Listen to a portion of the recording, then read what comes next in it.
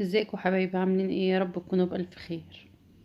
احنا النهارده مش شغلنا ما هيبقاش في المطبخ. احنا هنعمل مع بعض صابون المواعين. ممكن تستعمليه للمواعين وممكن تستعمليه لو عندك بقع على الملابس. بصراحة ده رهيب، يعني الصابون ده اي بقع على الملابس لاولادك الصغيرين لكبار، بقع دم اي حاجة بتطلع بالصابون ده. بصراحة صابون يعني جميل. طبعا كلنا بيفيض عندنا زيت، بنكون محمرين بحاجة، وبدل ما ترميه هتعيدي استخدامه تاني. ونعمله بالصابون اللي انتوا شايفينه قدامكم ده، وانا بوريلكم الرغوة بتاعته شوفوا عاملين ازاي. فهنعمل الصابون ببواقي الزيت اللي احنا يعني اللي بتفيض مننا، سواء قلية سمك بطاطس اي حاجة. ما ترميهاش، الزيوت دي كلها هنعملها مع بعض، وهنعمل منها الصابون الجميل ده اللي انت شايفاه معانا ده.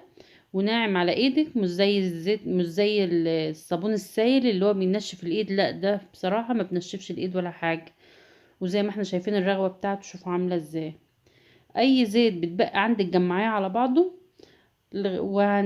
عشان نعمله زي ما احنا بنعمل مع بعض. بس قبل ما نبدأ يا ريت تشتركوا في القناة وتفعلوا الجرس، ويا ريت تدعمونا بلايك. ويلا نشوف هنعمل الصابون ده ازاي. اول حاجة عندي هنا، جبت مية، جبت كل لتر زيت انا محوشاه حطيت له كوباية وربع مية. كل لتر زيت حطيت له كوباية وربع مية. وده قشر الليمون انا كنت سايباه، فغليته بالميه وسبتها تبرد. يعني انا ما بستعملش الميه سخنه، انا غليت الميه وسبتها تبرد. الزيت اللي انا مجمعاه اللي انتوا شايفينه قدامكم ده، شايفين لونه عامل ازاي؟ انا هنصفيه. تصفيه باي مصفى بقى عندك، باي لو في فردة شراب قديمه تصفيه بيها، اي حاجه تصفيه زي ما انتوا شايفين كده. انا وريت لكم الازازه اللي هي اللتر دي. فبعد الميه بتاعتي ما بردت، بعد ما غليتها في الليمون زي ما انتوا شايفين كده وبردت، حطيتها في قلب الطبق. كل ازازة زيت حطيت لها كوباية وربع مية. العامل الرئيسي بتاعنا هي الصودا الكاوية دي بتشتريها من اي محل بقالة. بتشتري دي نص كيلو. كنا الاول بنجيبه ب 18 جنيه، دلوقتي انا جايباه ب 30 جنيه. معرفش بقى، كل يوم الاسعار في تزايد. فحطيت المية وبعدين حطيت الصودا بتاعتنا دي. بس خلي بالك وانت بتحطيها تبقي لابسه كمامه، وتبقي جنب شباك لان بتطلع ابخرة. شايفين؟ بتغلي كده هي من نفسها كده، فدي خطر عليك وعلى ولادك. فانت ما تشميش الابخرة دي. ولازم تستعمليها بعيد عن الاطفال، يعني ما يبقاش جنبك اطفال وانت بتعملي الكلام ده. فهنقلب فيها ونسيبها لغايه ما تبرد خالص. وبعد ما بردت حطيت لها معلقه، كل ازازه زيت حطيت لها معلقه ملح. وهنقلبها لغاية ما ندوب الملح خالص. يبقى احنا حطينا المية اللي احنا سيبناها بردت بتاعت قشر الليمون، ورجعنا حطينا الصودا، المادة الأساسية لعمل الصابون. وبعدين حطيت لكل إزازة زيت حطيت لها معلقة ملح. وبعدين حطيت معلقتين سكر في النهاية. هنقلب لغاية ما المكونات بتاعتنا دي كلها تدوب. السكر بدلها بياض اللي انتوا هتشوفوه في النهاية. وبعدين هننزل بقى بالزيت بتاعنا ده. اول لتر انا نزلت به، وده التاني.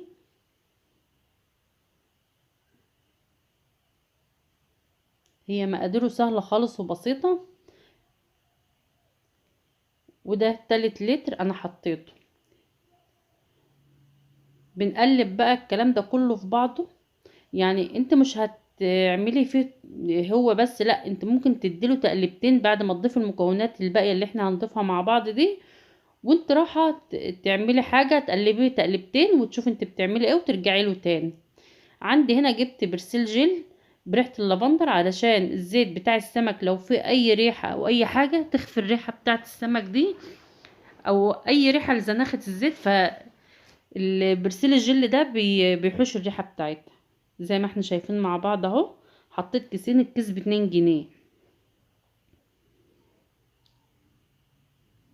وبعد كده هقلب المكونات بتاعتنا حتى نشوف نتلاقى لون الزيت يفتح معانا اما ضفنا ايه، البرسيل الجل. بنقعد نقلب كده مع بعض كده، بتقلبها لمدة 10 دقايق وتسيبيها. وبعدين عندنا نص كوباية خل. حطينا الخل، وبعدين عندي هنا عصير ليمونتين او 3 ليمونات. كل ديت حاجات علشان ايدك ما تنشفش وانت بتستعملي الصابون. فكل ده يعني لو مش موجود عندك خلاص، لو انت مش حابه تحطيه، بس الليمون فايدته رهيبه على على المواعين، بتديلها لمعه وحلو الايد. بعد كده انا حطيت نص كوبايه صابون سايل، بس هي بصراحه ما تصورتش. نص كوبايه صابون سايل بحطها على على الخليط ده. شوف كل شويه بروح اعمل شغله واجي اعمل واقلب فيها شويه، شايفين؟ تحس ان هي اللون فتح وهي تقلت شويه عن الاول. اهو انا بوريها لكم اهي. كل ربع ساعه او نص ساعه اعمل حاجه واروح واجي عليها اقلبها تقلبتين زي ما احنا شايفين مع بعض كده.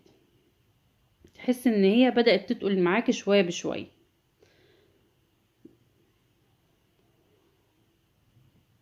بعد كده جبت انا صندوق خشب زي ما انتم شايفين وحطيت فيه كيس. فاحنا هنقول بلاش تحطيها في حاجة يعني ألمونيوم او حاجة ايه ستانلس، لان المادة الكاوية في الصابون هتاكلك الألمونيوم وبتاكل الحاجات دي لغاية الصابون ما ايه ما يبرد كده ويهدى تستعمليه. هي بتبقى قوامها زي قوام الكيكة بالظبط زي ما انتم شايفين كده. شوف قوامها عامل ازاي، كأنك عاملة كيكة بالظبط. لو عندك كرتونة كده مربعة بتحط فيها الكيس، او لو ما عندكيش وعايزة تعملها في صينية فانت بتكتري الاكياس على اساس ما فيش صابون يقع على الصينية نفسها. بسيبه كده لغاية ما ينشف معايا. شايفين الصابون بعد ما نشف؟ هو يعني الكلام ده بعد انا ما حطيتها في القالب ده بعدها ب3 ساعات بس. 3 ساعات بس ونشفت كده. هي لسه ما نشفتش قوي، بس انا ايه هقطعها علشان لو نشفت جامد مش هتعرفي تقطعيها. فانت بتقطعها وهي لسه ايه نص نشفان كده. خلاص كده انا هقطعها معاك وكده مربعات علشان تسهل عليا بعد كده. وهسيبها تنشف في في العلبة بتاعتها دي وبعدين هنشوفها مع بعض.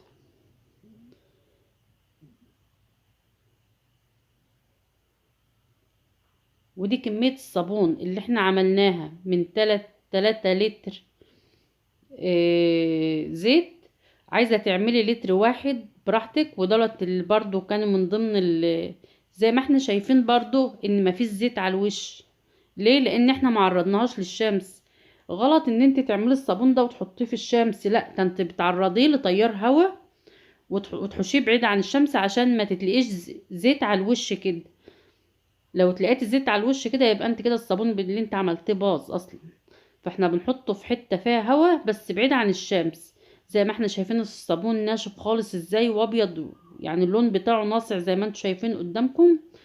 وما خدش مننا حاجة. يعني انت بتعمليه تقلبتين وانت بتعملي مصلحة او بتطبخي او بتغسلي بتديله تقلبتين. وزي ما احنا شايفين بتستعمليه بقى في غسيل مواعين، بتستعمليه في غسيل هدوم. وزي ما قلنا خلي بالك وانت بتحط الصودا الكاوية على المية علشان الأبخرة اللي طالعة منها أبخرة سامة، وما يكونش جنبك أطفال. وأشوف وشكم بألف خير، وياريت تدعموني بلايك. ومع ألف سلامة.